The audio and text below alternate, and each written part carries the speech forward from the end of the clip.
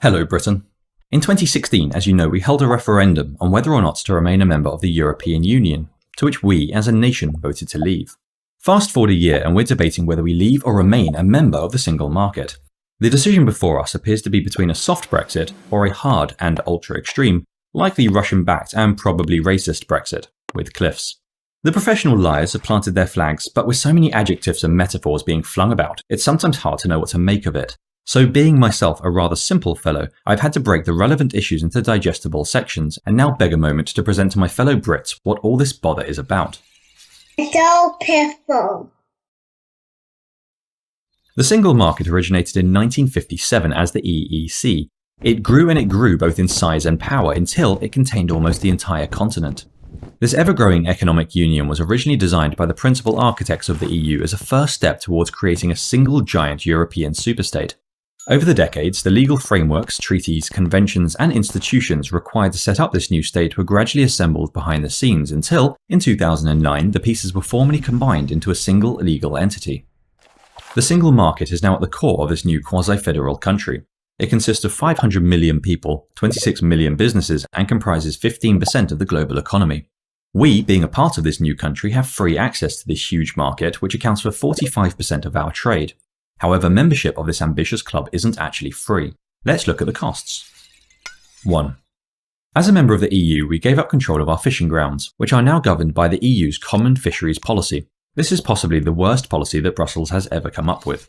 Boats are given strict quotas on what they're allowed to catch, and so when they inevitably catch the wrong fish, they have to throw them back dead. Billions of good fish are tossed back into the sea dead each year due to these quotas, which have made our oceans some of the most overfished in the world. Taking back control of our waters, we can replace quotas with flexible days at sea as required to protect our valuable stocks and crucial marine environment. 2. As a member of the EU, we gave up control of our immigration policy, which is now in part governed by the EU's free movement of people. This is possibly the worst policy that Brussels has ever come up with. Every year, enough people migrate to Britain to create a new city the size of Nottingham, half of which come from the EU, despite it only containing 6% of the world's population. This is very unusual. Nowhere else in the world does trade impart citizenship. Free movement was only implemented here as the single market was designed to become a single country, but regardless of the reasons, this mass migration is simply unsustainable. Taking back control of immigration means we can do something better. We can set up the system to allow many tens of thousands of the world's most talented and law-abiding people to join us on our island each year. For example, if we need 7,000 nurses, we can welcome in 7,000 nurses. We can also lavishly issue temporary visas for any people who just want to study or work here for a while. We'll remain open to tourists, and of course we can provide refuge to asylum seekers, providing they actually are. An equal borders policy is one that works to treat the world's people equally based on their merits, rather than simply discriminate on the basis of where they're from. 3. As a member of the EU, we gave up control of our trade policy, which is now governed by the EU's Common External Tariff. This is possibly the worst policy that Brussels has ever come up with. The external tariff was designed to protect large and inefficient businesses in Europe from competition by raising the costs of goods imported from the rest of the world. As a result, everything is more expensive, our economy stagnates, and our global exports suffer. Taking back control of our trade policy, we can remove these economic barriers and join the global market, which is thriving outside of the EU. 4. As a member of the EU, we gave up ultimate control of our law and are now subservient to the European Union's dictates and the judgments of its court. This is possibly the worst idea that anybody has ever come up with. New Zealand isn't having Australia govern its laws, Japan isn't subservient to China, and even tiny Hong Kong is fighting to keep its independence because sovereignty is synonymous with freedom and freedom is valuable. Although we trade with America, for example, no one is suggesting that Mr. Trump need govern our laws, whereas according to the EU, our buying wine from a chap in France apparently requires we submit to the rule of a fellow in Brussels.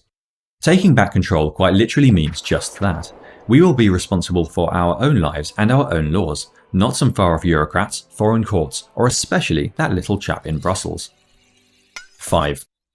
As a member of the EU, on top of our fisheries, immigration policy, trade policy, and sovereignty, we also pay a net fee of almost £10 billion each year for the privilege of trading with the single market.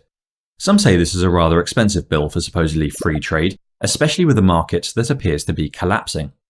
40 years ago, the single market's current members comprised 30% of the global economy. Today, they're down to 15% and falling. Just 10 years ago, the single market accounted for 55% of our trade. Today it's 45% and also falling. If we were to leave the single market with no deal, the worst possible case for Britain is that the EU erect trade tariffs, charging us a fixed percentage on what we sell into their market, up to the maximums allowed by the World Trade Organization. They might also erect the protectionist barriers that isolate members of the single market from the wider world. That said, and despite their bravado, the EU is actually in no position to put up trade barriers with the UK. Our trade earns them a net £60 billion in profit each year, any reduction of which would cost their already crumbling markets millions of jobs. At the same time, by leaving the single market, our global trade is set to increase by tens of billions, which will make the EU's large but shrinking market increasingly less relevant. So back to the options.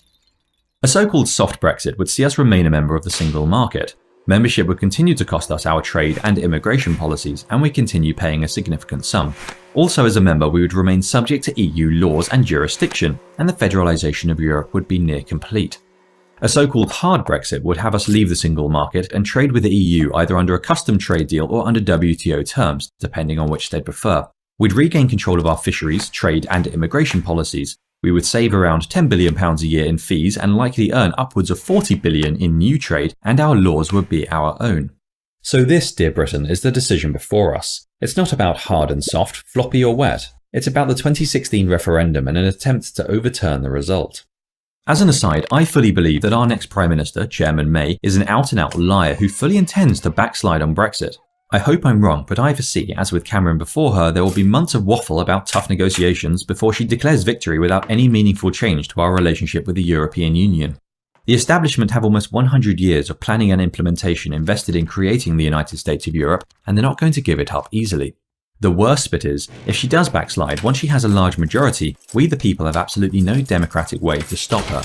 It would be, as they say, a colossal stitch-up. Elections are about the future, not the past, so it's time for a reality check.